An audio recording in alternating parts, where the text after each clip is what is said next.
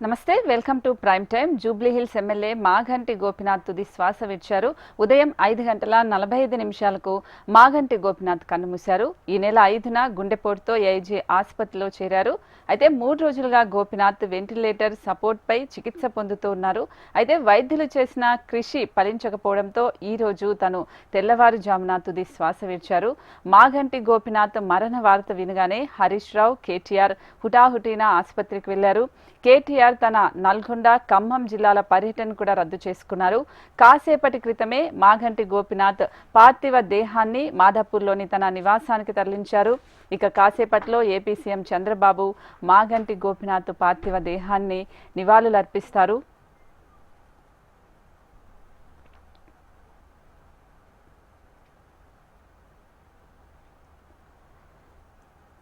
Maganti Gopinath BRS తరపున జూబ్లీహిల్స్ శాసనసభ నియోజకవర్గానికి ప్రాతినిధ్యం వహిస్తున్నారు. మాగంటి గోపినాథ్ 1963 జూన్ 2న కృష్ణమూర్తి, మహానంద కుమారి దంపతులకు హైదరాబాద్లోని హైదర్గూడలో జన్మించారు. 1980లో వెంకటేశ్వర ట్యుటోరియల్స్ నుండి ఇంటర్మీడియట్ చేశారు.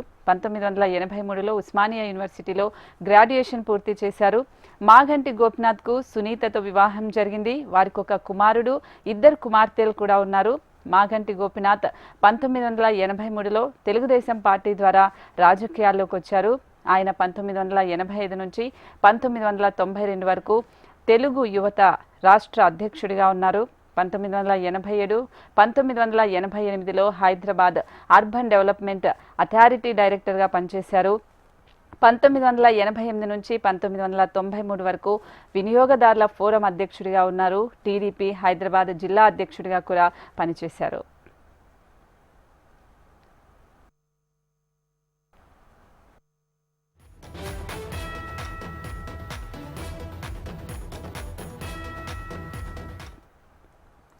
గోపినాథ్ 2014లో జరిగిన తెలంగాణ సార్వత్రిక ఎన్నికల్లో తెలుగుదేశం పార్టీ తరపున జూబ్లీహిల్స్ శాసనసభ నియోజకవర్గం నుండి పోటీ చేసి సమీప ఎంఐఎం అభ్యర్థి నవీన్ యాదవ్పై 9,242 ఓట్ల మెజారిటీతో గెలుపొందారు.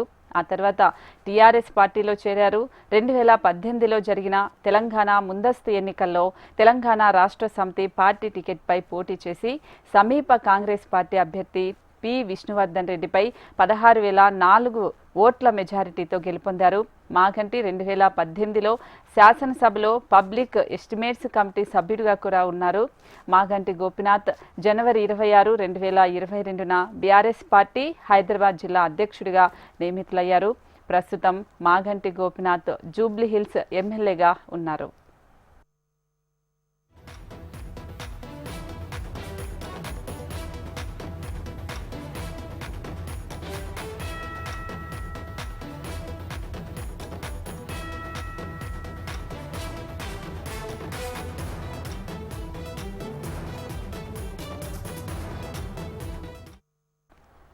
మాగంటి మృతిపై సీఎం రేవంత్ రెడ్డి సంతాపం ప్రకటించారు. మాగంటి అకాల మరణం తీవ్ర దిగ్భ్రాంతిని కలిగించిందన్నారు. ఆయన ఆత్మకు శాంతి చేకూరాలని దేవుడిని ప్రార్థించానన్నారు. మాగంటి కుటుంబ సభ్యులకు ప్రగాఢ సానుభూతి తెలియజేశారు. మాగంటి మృతి పట్ల బీఆర్ఎస్ అధినేత కేసీఆర్ కూడా సంతాపం ప్రకటించారు. పార్టీకి మాగంటి మరణం తీరని లోటని చెప్పారు. ఎంతో కష్టపడి రాజకీయాల్లో అంచెలంచెలుగా ఎదిగిన మాగంటి సౌమ్యుడుగా, ప్రజానేతగా పేరు తెచ్చుకున్నారని చెప్పారు కేసీఆర్. జూబ్లీహిల్స్ నియోజకవర్గ ఎమ్మెల్యేగా నిత్యం ప్రజలకు అందుబాటులో ఉంటూ హైదరాబాద్ నగర సీనియర్ రాజకీయ నేతగా మాగంటి తన స్థానాన్ని సంపాదించుకున్నారని ఆయన సేవలను గుర్తు చేసుకున్నారు. మాగంటిని కాపాడేందుకు వైద్యులు చేసిన కృషి, పార్టీ తరపున చేసిన ప్రయత్నాలు ఫలించకపోవడం దురదృష్టకరమని చెప్పారు కేసీఆర్. ఆయన ఆత్మకు శాంతి చేకూరాలని ప్రార్థిస్తున్నానని చెప్పారు. ఇదే అంశానికి సంబంధించి మా ప్రతినిధి ప్రవీణ్ మరింత సమాచారం అందిస్తారు. ప్రవీణ్, ఇప్పటికే ప్రముఖులు అక్కడికి ఏఐజీ హాస్పిటల్కి వెళ్తూ ఉన్నారు, సంతాపం కూడా తెలియజేస్తూ ఉన్నారు. సో కుటుంబ సభ్యులు కూడా అక్కడే పిల్లలు కూడా ఉన్నట్లు తెలుస్తూ ఉంది. సో ఏం చెప్తారు? ఇప్పటికే కేటీఆర్ తో పాటు మాజీ మంత్రులు హరీష్ రావు కూడా ఏఐజీ హాస్పిటల్కి చేరుకున్న తర్వాత ఏఐజీ హాస్పిటల్లో కూడా పార్థివ దేహాన్ని కూడా నివాళులు అర్పించారు. నివాళులు అర్పించిన తర్వాత మాగంటి గోపినాథ్ ఆ కుటుంబ సభ్యులు కూడా ఓదార్చారు. ఇప్పటికే మాగంటి కుటుంబంలో కూడా విషాద ఛాయలు అలుపుకున్నాయని చెప్పుకోవచ్చు. ఎందుకంటే చిన్న వయసులో దాదాపు 62 సంవత్సరాల వయసులోనే మాగంటి గోపీనాథ్ తుది శ్వాస విడవడం పట్ల మాత్రం కుటుంబ సభ్యులు కూడా జీర్ణించుకోలేకపోతున్నారు. కాబట్టి స్వయంగా టీఆర్ఎస్ పార్టీ వరకే ప్రెసిడెంట్ కేటీఆర్ తో పాటు మాజీ మంత్రి హరీష్ రావు ఇద్దరు కూడా మాగంటి కుటుంబ సభ్యుల్ని ఓదార్చిన తర్వాత పార్థివ దేహం వెంటనే తన నివాసాన్ని కూడా చేరుకున్నారు. కాసేపటికి పార్థివ దేహం కూడా మాగంటి గోపీనాథ్ ఆ నివాసాన్ని కూడా చేరుకుంది.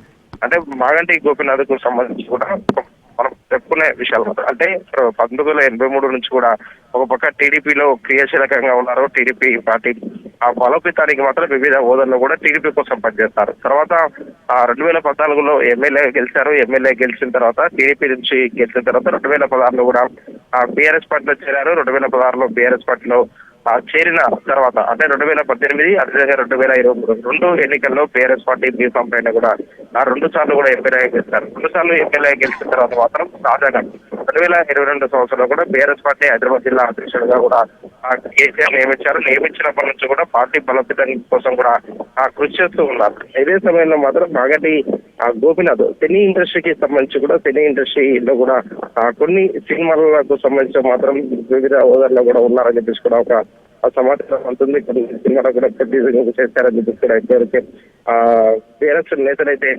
చెప్తున్నారు. ఇదే విధంగా బీఆర్ఎస్ పార్టీ అధినేత ఇప్పటివరకే సంతాపం తెలిపారు. బీఆర్ఎస్ పార్టీకి కూడా తీరని లోటు రాజకీయాల్లో మాత్రం అంచెలంచెలుగా ఎదుర్కొంటూ అంటే 1988లో కూడా తన ప్రస్థానాన్ని కూడా ప్రారంభించినప్పటి నుంచి కూడా టీడీపీకి ఎరలేదు సేవలు చేశారు. తర్వాత టీఆర్ఎస్ కూడా ఎరలేదు సేవలు చేశారు. కాబట్టి మాగంటి పార్థివ దేహాన్ని తీసుకొని వస్తున్నట్లు తెలుస్తుంది. సో ఎక్కడికి తీసుకొస్తున్నారు, ఎక్కడ నివాళులు అర్పించే అవకాశం ఉంటుంది? మాగంటి గోపీనాథ్ పార్థివ దేహం అయితే కాసేపటి క్రితమే తన నివాసానికి కూడా చేరుకుంది. సందర్శనార్థం అంటే నియోజకవర్గ ప్రజల సందర్శనార్థం అదేవిధంగా బీఆర్ఎస్ పార్టీకి నేతలు కూడా వచ్చి శ్రద్ధ తెలుపుతున్నారు. కాబట్టి పార్థివ దేహాన్ని మధ్యాహ్నం వరకే తన నివాసంలో ఉంచబోతున్నారు. మధ్యాహ్నం తర్వాత మాత్రం అంత్యక్రియలు కూడా జరిగే అవకాశం ఉంది. కానీ అంత్యక్రియలు ఎప్పుడు జరుగుతాయన్న దానిపైన కూడా కుటుంబ సభ్యులు ఇంకా క్లారిటీ ఇవ్వలేదు. రాత్రి వరకు అంత్యక్రియలు అయితే పూర్తయితాయని చెప్పేసి కూడా ఒక సమాచారం అయితే ఇస్తున్నారు. మాగంటి గోపీనాథ్ కు సంబంధించినంత వరకు మాత్రం మొదటి నుంచి ఒక పక్క రాజకీయ ప్రస్థానాన్ని గమనిస్తే మాత్రం మొదటి నుంచి ఒక పక్క టీడీపీ కోసం కృషి చేశారు. ఆ తర్వాత బీఆర్ఎస్ పార్టీ హైదరాబాద్ కోసం కూడా కృషి చేశారు. అంటే రెండు పార్టీలకు కూడా కృషి చేసే వల్ల మాత్రం పార్టీ కావచ్చు అదేవిధంగా పార్టీ ఏ కార్యక్రమాలకు పిలుపునిచ్చినా కూడా ఆ కార్యక్రమాలను కూడా పూర్తి స్థాయిలో మాత్రం వాటన్నిటిని కూడా నెరవేర్చే విషయం కూడా మాగంటి గోపీనాథ్ కూడా ముందదిలో ఉంటారని చెప్తారు. ఎందుకంటే అందులో భాగంగానే హైదరాబాద్ జిల్లా అధ్యక్షుడు కూడా మాగంటి గోపీనాథ్ కూడా బీఆర్ఎస్ పార్టీ అధినేత కేసీఆర్ కూడా ఆ సమయంలో కూడా కట్టబెట్టారు. అదేవిధంగా టీడీపీ పార్టీని గుర్తు చేసుకుంటే టీడీపీ పార్టీలో కూడా వివిధ హోదాల్లో పనిచేశారు. కాబట్టి పనిచేసిన సమయంలో మాత్రం చంద్రబాబు నాయుడు అత్యంత సన్నిహితంగా ఉన్నారు. చంద్రబాబు నాయుడు అడుగుజాడల్లో కూడా మాగంటి గోపీనాథ్ నచ్చారు. ఇటు బీఆర్ఎస్ తో పాటు అటు టీడీపీ రెండు పార్టీలతో కూడా మాగంటి గోపీనాథ్ రాజకీయ ప్రస్థానం ఉందని చెప్పి కూడా చెప్పుకోవచ్చు. కాసేపట్లో బీఆర్ఎస్ పార్టీ కూడా మాగంటి గోపీనాథ్ నివాసానికి చేరుకుపోతున్నారు. చేరుకున్న తర్వాత పార్థివ దేహానికి నివాళులు కూడా అర్పించబోతున్నారు. దాంతో పాటుగా ఆంధ్రప్రదేశ్ ముఖ్యమంత్రి చంద్రబాబు నాయుడు కూడా కాసేపట్లోనే మాగంటి గోపీనాథ్ నివాసానికి చేరుకుంటారని చెప్పేసి సమాచారం ఉంటుంది. వారి కాసేపట్లో చేరుకొని పార్థివ దేహాన్ని కూడా నివాళులు అర్పించబోతున్నారు. తెలంగాణ ముఖ్యమంత్రి రేవంత్ రెడ్డి కూడా మాగంటి గోపీనాథ్ పార్థివ దేహానికి నివాళులు కూడా అర్పించబోతున్నారు. వీరితో పాటుగా వివిధ ప్రముఖులు కూడా వచ్చి నివాళులు అర్పించే అవకాశం కల్పిస్తే ఇప్పటివరకే బీఆర్ఎస్ పార్టీకి సంబంధించిన నేతలందరూ కూడా మాగంటి గోపీనాథ్ నివాసానికి అయితే చేరుకుంటున్నారు. మధ్యాహ్నం తర్వాత అంత్యక్రియలు ఎక్కడ జరుగుతాయన్న దానిపైన కూడా కుటుంబ సభ్యులు ఒక క్లారిటీ ఇచ్చే అవకాశం కనిపిస్తుంది. కుటుంబ సభ్యులు ఎన్ని గంటలకు అంత్యక్రియలు చేస్తారన్న దానిపైన మరి కాసేపట్లో స్పష్టత అయితే వచ్చే అవకాశం ఉంటుంది. అంటే ప్రవీణ్ ఇప్పుడు పార్టీలకు అతీతంగా సో ఇప్పుడు తనకి చాలా మంది దిగ్భ్రాంతి వ్యక్తం చేస్తున్నారు, చాలా మంది సంతాపం వ్యక్తం చేస్తున్నారు. సో మాగంటి గోపీనాథ్ అంటే సౌమ్యుడు అని మీడియా పరంగా కూడా ఎప్పుడు కాంట్రవర్సీ లేకుండా మీడియాకు కూడా చాలా దూరంగా ఉంటూ ఉంటారు. సో ఇలా ఇంతకుముందు మనం మాట్లాడినప్పుడు కూడా సో బీఆర్ఎస్ ఎమ్మెల్సీ దాసో శ్రవణ్ గారు కూడా అదే చెప్పారు, చాలా సౌమ్యుడు మంచి వ్యక్తి. సో ఒకవేళ బీఆర్ఎస్ గెలిచి ఉండింటే మంత్రి పదవి కూడా వచ్చే అవకాశం ఉండేది అని చాలా మంది ఇలా బాధపడుతూ ఉన్న పరిస్థితి కనిపిస్తుంది. ఏం చెప్తారు?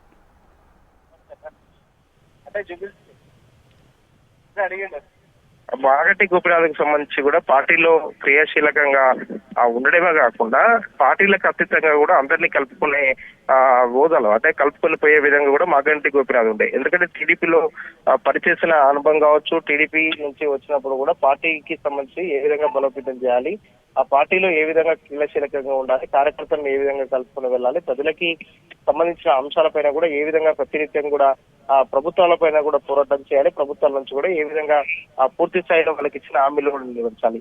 ఈ విధంగా కూడా పార్టీలకు అతీతంగా కూడా ప్రతి ఒక్క ప్రజల వద్దకు వెళ్లి ప్రజలకు సంబంధించిన ఇష్యూ కూడా మాగంటి గోపీనాథ్ అడుగులు వేస్తుంటే కోవిడ్ సమయంలో ప్రత్యేకంగా చెప్పుకుంటాయి.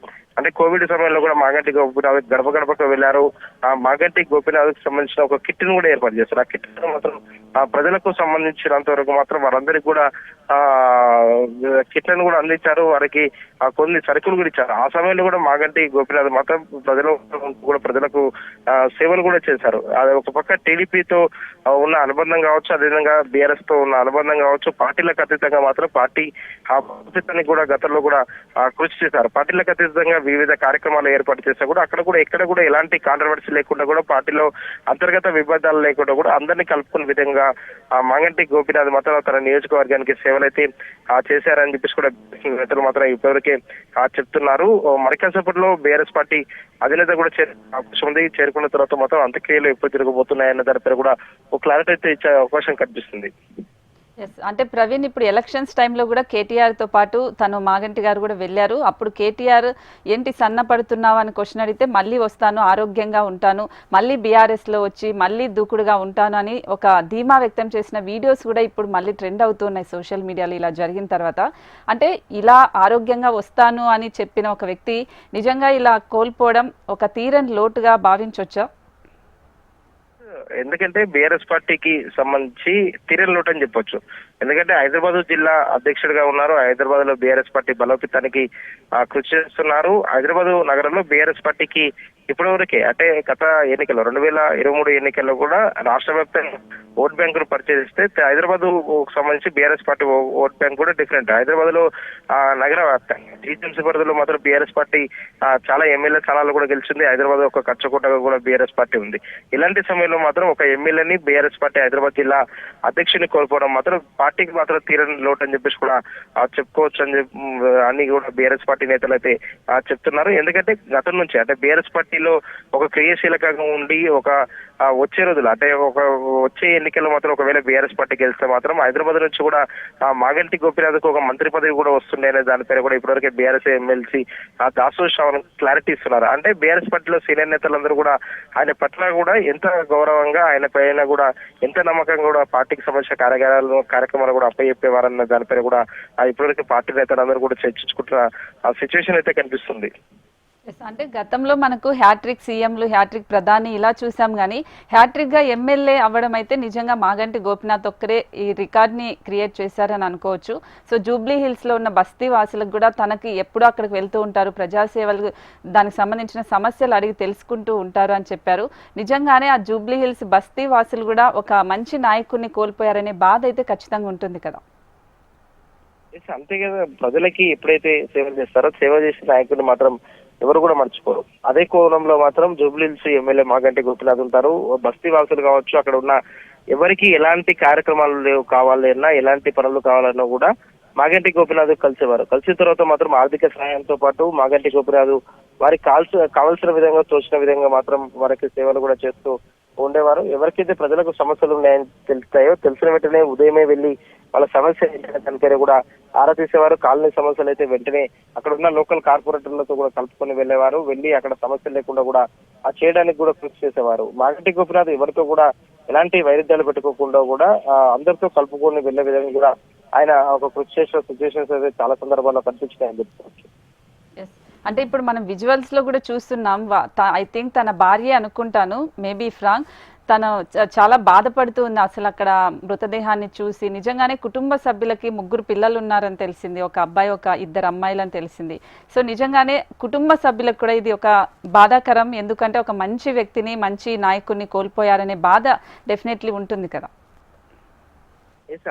ఒక పక్క పార్టీకి సంబంధించి తీరని లోటు అయితే కుటుంబ సభ్యులకు కూడా ఎందుకంటే 3 పిల్లలు కూడా ఇప్పుడే చదువుకుంటున్నారు. 3 పిల్లలు కూడా చదువుకునే సమయంలో ఇలా జరగడం మాత్రం కుటుంబం మాత్రం జీర్ణించుకోలేని ఆ సిచ్యువేషన్ అయితే కుటుంబం అని చెప్పుకోవచ్చు. ఎందుకంటే మొదటి నుంచి కూడా మాగంటి గోపినాథ్కు సంబంధించి ఎవరితో ఎలాంటి వైరుధ్యం లేకుండా అందరితో కలుపుకొని వెళ్ళడం, అందరితో కూడా ఉండడం. ఇలాంటి సమయంలో కూడా ఈ మాగంటి గోపినాథ్ ఆ ఇప్పటివరకే అంటే తన సువిశ్వాసతో విడవడం ఒక పక్క పార్టీకి తీరని లోటు, కుటుంబానికి కూడా తీరని లోటు అని చెప్పుకోవచ్చు. ఎస్.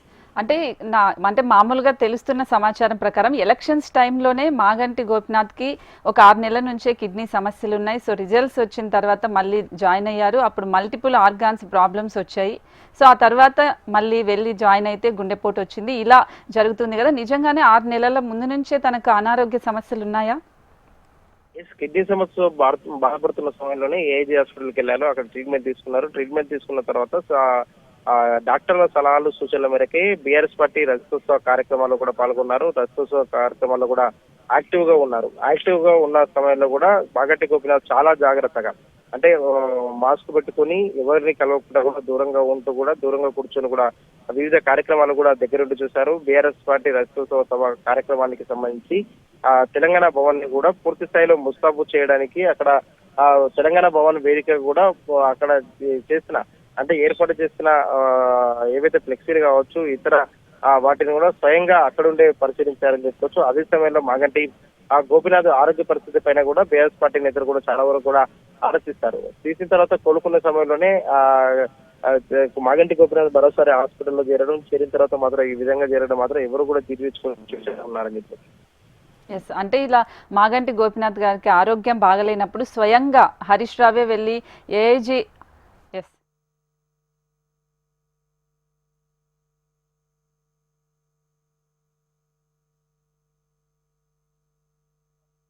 విషయం